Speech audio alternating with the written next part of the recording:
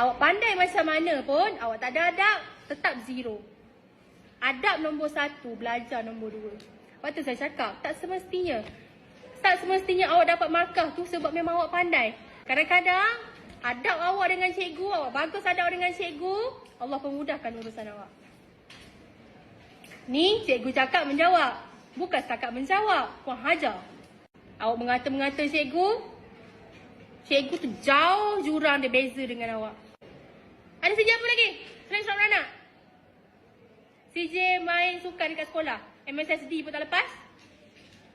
Betul tak? Betul ke tidak? PT3 tak ada. SPM pun lagi lah belum. Kelas awak ni paling teruk Rizak. Saya mengajar 4 kelas. Kelas awak paling teruk. Dan kelas awak saya paling berlembut. Berlembut tu macam mana?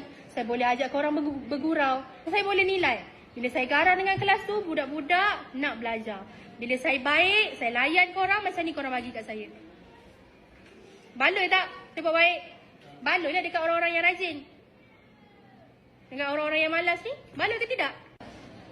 Manggalah tu pencapaian yang bagus lah tu kan? Bagus tak?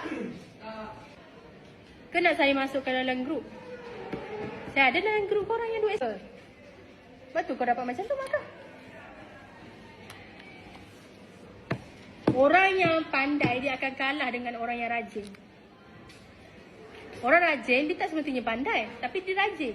Lama-lama dia ingat ke tak kalau dia buat benda tu secara berulang? Ingat ke tidak? Ingat. Tapi kalau orang pandai dia buat benda tu sekali, dia boleh buat.